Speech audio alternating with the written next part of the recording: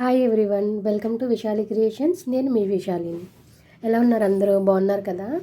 ఇప్పుడు నేను ఈరోజు ఏ వీడియో చూపించాలనుకుంటున్నానంటే మీకు చూడండి, మనకి ఇక్కడ ఒక శారీ ఉంది కదా. ఈ శారీ అయితే చిన్న డ్యామేజ్ వచ్చిందండి లోపలికి. నాకు ఆల్రెడీ హ్యాండ్ ఎంబ్రాయిడరీ వచ్చి కాబట్టి దాంతో ఏదో ట్రై చేద్దాం అన్నట్టుగా ప్లాన్ చేశాను. ఇదేంటంటే మనకి చిన్న చిన్న డ్యామేజెస్ వచ్చి ఒకసారి కట్టుకున్నాం, అయ్యో ఈ చీరకి ఇలా డ్యామేజ్ అయ్యింది, ఎలాగా ఏం చేయాలి అన్న కన్ఫ్యూజన్లో ఉన్న వాళ్ళకి ఈ వీడియో అయితే బాగా యూజ్ అవుతుందని చేస్తున్నాను. ఓకే, ఈ వీడియోలో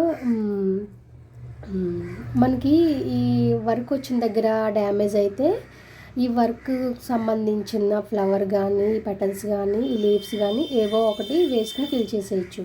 కాకపోతే దీనికి ఎక్కడ వచ్చిందంటే ప్లెయిన్ వచ్చింది చూడండి.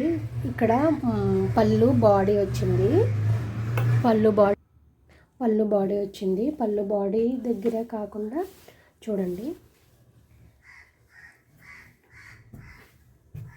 ఎక్కడ వచ్చింది, చూసారా చిన్నది. ఇది ఎలా అయిందంటే మనం అగరబత్తి వెలిగిస్తాం కదా, ఆ చిన్న నిప్పురవ్వ పడింది. ఆ నిప్పురవ్వ పడి అలా అలా పెద్దదైపోయింది అన్నమాట. ఆ పెద్దదవడం దీన్ని ఎలా ఫిల్ చేయాలి ఏంటి అనేది చూస్తున్నాను నేను ఇప్పుడు. మనకి ఇది సిల్క్ చీర కాబట్టి మ్యాక్సిమం దీంట్లో కలిసిపోయే కలర్సే తీసుకోవాలంటే మనకు శారీని బట్టి ఎంచుకోవాలన్నమాట. మన శారీని బట్టి తీసుకోవాలి. నేనైతే సేమ్ కలర్ థ్రెడ్ అయితే తీసుకున్నాను, ఎందుకంటే ఇది కొంచెం సిల్కీగా ఉంది. ప్లస్ మనకి ఎక్కడ కూడా డిజైన్ రాలేదు కదా, బాడీ దగ్గరికి వచ్చింది డిజైను. ఇది ఎక్కడికి వచ్చిందంటే కట్టుకునేసరికి మన రైట్ లెగ్ వస్తుంది కదా, రైట్ లెగ్ మీదకి వచ్చింది. ఆ ఫిల్స్లోకి వెళ్ళిపోద్ది అని అనుకుంటే వెళ్ళలేదు, కొంచెం బయటకే కనిపిస్తుంది అన్నమాట ఇలా ఫోల్డ్ చేసిన దగ్గరికి. అందుకని నేను సేమ్ కలర్ తీసుకున్నాను.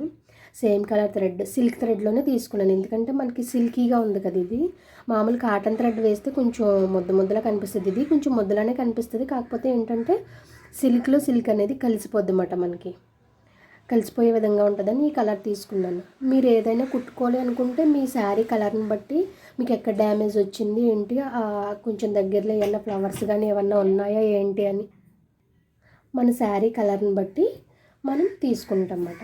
ఇక్కడ దగ్గరలో ఎక్కడ ఫ్లవర్స్ లేవు కాబట్టి నేను ఈ కలర్ అయితే తీసుకున్నాను. ఇప్పుడు దీనికి ఎలా చేసుకోవాలని చూద్దాం. మనం హ్యాండ్ నీడిల్ తోటి కుడుతున్నాం కాబట్టి హ్యాండ్ నీడిల్ అనేది చిన్న ఫ్రేమ్ అనేది అరేంజ్ చేసుకోవచ్చు. చిన్న ఫ్రేమ్ పడుతున్నాను ఇప్పుడు దీనికి.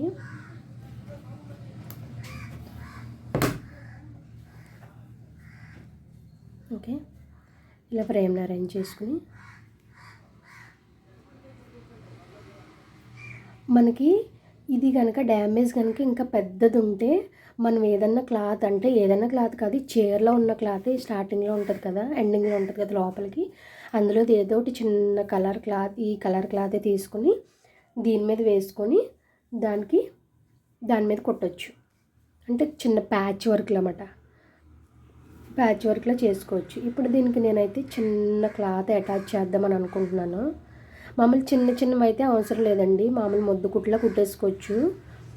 ఇది కొంచెం పెద్దది ఉంది కదా, ఈ లోపల సపోర్ట్ ఏం లేదు కాబట్టి నేను దీనికి ఇందులో చిన్న ముక్కే కట్ చేసి, ఇక్కడది చిన్న ముక్క రౌండ్గా కానీ స్క్వేర్గా కానీ కట్ చేసుకొని ఆ ముక్క తీసి అక్కడ గమ్ము పెట్టి అతికించేస్తాను.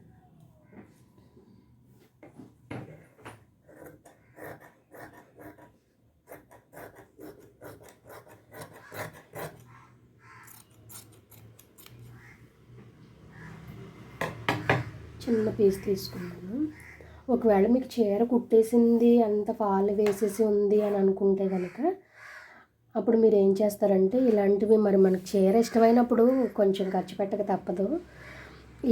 ఇలాంటి క్లాత్, సేమ్ క్లాత్, అదే మీ శారీలో ఏ కలర్ అయితే ఉందో ఆ కలర్ తీసుకొని దీన్ని ఇలా ప్యాచ్ వర్క్లో చేసుకుని దాని మీద మీరు కుట్టుకోవచ్చు. ఇప్పుడు దీన్ని గ్లూ పెట్టి అంటిస్తాను.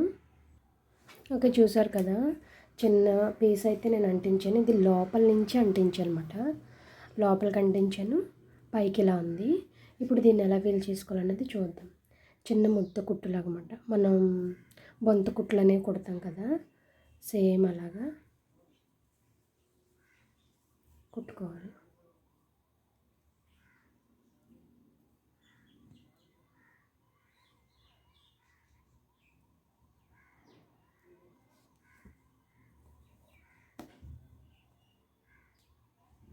నేనైతే 8 పొరలు దారం ఎక్కించాను, అంటే కొంచెం వేరంగా అయిపోద్దని. కొంచెం పెద్దది కుట్టాలి కదా,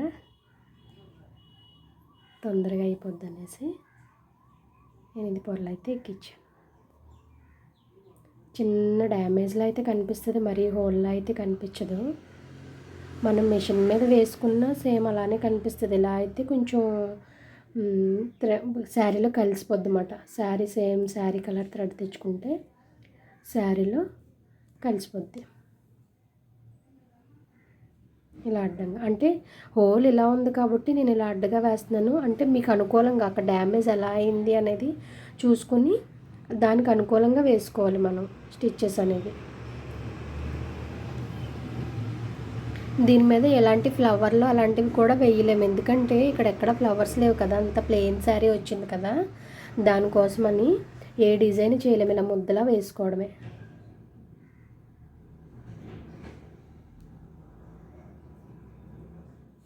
అంటే మరీ టైట్గా లాగకూడదు, మరీ లూజ్గా లాగకూడదు.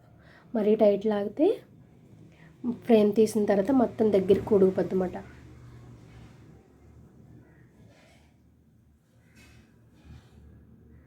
కొంచెం జాగ్రత్తగా ఓపికగా కుట్టాలి, ఎందుకంటే సిల్క్ థ్రెడ్ కదా, ఈ థ్రెడ్స్ అన్నీ ఒకేలా వచ్చేలా తీసుకోవాలి.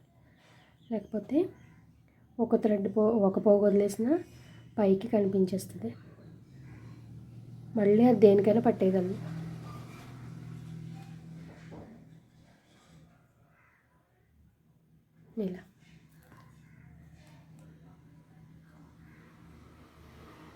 ఇలా వేసుకోవాలి.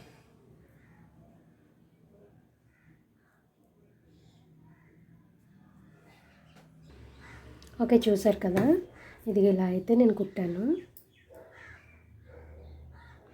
ఇలా వచ్చింది. ఇప్పుడు దీనికి 3 వేసి తీసేస్తున్నాను. ఇదేంటంటే చిన్న తడి చేశాను చూడండి, ఇలా వాటర్ పెట్టుకోవాలి. దీనికి వాటర్ పెట్టుకొని ఇప్పుడు దీన్ని మనం ఏం చేయాలంటే చిన్న ఐరన్ హీట్ చేసుకొని పేపర్ వేయాలి. ఎందుకంటే ఆల్రెడీ ఇది కాలిపోయింది కదా, నేను ఐరన్ చేయమన్నాను కదా అని ఐరన్ బాక్స్ హీట్లో పెట్టి చేస్తారనుకో, ఉన్నది కూడా పోద్ది. అందుకని చిన్నది ఫ్రేమ్ తీసుకొని చిన్న హీట్ చేసుకుని పేపర్, ఎందుకంటే అది కాలిపోకుండా ఉండడానికి చిన్న ఐరన్ చేసుకుంటే సరిపోద్ది. ఇలా పేపర్ వేసుకుని ఇలా ఐరన్ చేసుకుంటే సరిపోద్ది. ఎందుకంటే ఈ ఐరన్ అనేది పైకి కొంచెం పోగులు ఎత్తుగా వచ్చాయి కదా, అవన్నీ సాఫ్ట్గా అయిపోయి మరి ఇంకా లూజ్గా కనిపించవు. దానికి ఏది పట్టినా అలా సాఫ్ట్గానే ఉంటుంది. చూసారా, ఇలా వచ్చింది కదా, ఇలా ముద్దలా అయితే వచ్చింది. ఇప్పుడు మనం దీని లోపల లంగా వేసుకున్నప్పుడు అది కవర్ అయిపోద్ది అన్నమాట. ఇప్పుడు ఏంటంటే పల్చగా చీర ఉంది కాబట్టి మీకు చిన్న ముద్దు కుట్టులా వచ్చింది కాబట్టి చిన్నది డార్క్గా కనిపించవచ్చు. అదే దీని లోపల మనం లంగా వేస్తాం కాబట్టి అది శారీలో కలిసిపోద్ది అన్నమాట. ఓకే, చూసారు కదా, శారీ మీద పడేసరికి మనకు కనిపించట్లేదు, కలిసిపోయింది మొత్తం. ఇలా మనం విడిగా చూస్తే ముద్దలానే కనిపిస్తుంది. అదే మనకి ఎప్పుడైతే లోపల లంగా అది శారీలో వేస్తామో మనకి కనిపించదు అన్నమాట. ఓకే, ఇలా అయితే అయ్యింది ఈ శారీతోటి. దీన్ని ఇంకా మనం నార్మల్గా యూజ్ చేసుకోవచ్చు అన్నమాట. ఓకే, ఈ శారీలోకి బ్లౌజ్ అయితే ఇది వచ్చింది, చిన్న నెక్ మోడల్ ఇచ్చుకున్నాం నీట్గా. మళ్ళీ మన శారీ మనకి రెడీ అయిపోయింది. ఈ వీడియో మీకు యూజ్ అవుతుంది అని అనుకుంటున్నాను. మీకు కనుక యూజ్ అయితే నాకు ఒక చిన్న కామెంట్ పెట్టండి, మీ వీడియో నాకు యూజ్ అయ్యింది అని. Thank you so much, thanks for watching. మీకు ఈ వీడియో కనుక నచ్చినట్లయితే లైక్ చేయండి, షేర్ చేయండి, సబ్స్క్రైబ్ చేయండి. మీ ఫ్రెండ్స్కి షేర్ చేస్తే వాళ్ళకి కూడా యూజ్ అవుతుంది కదా, వాళ్ళకి కూడా ఇలాగా డ్యామేజ్లో ఉన్న చీర అలా ఉంచేయడం, కట్టుకోకపోవడం, మళ్ళీ దాన్ని చూసినప్పుడల్లా అయ్యో ఇది ఇలా అయ్యిందే కట్టుకోలేకపోయాను నేను అని అనుకున్న వాళ్ళు ఉంటారు కదా, అలాంటి వాళ్ళకి బాగా యూజ్ అవుతుందని నేను అనుకుంటున్నాను. Okay, thank you so much everyone, thanks for watching, bye bye.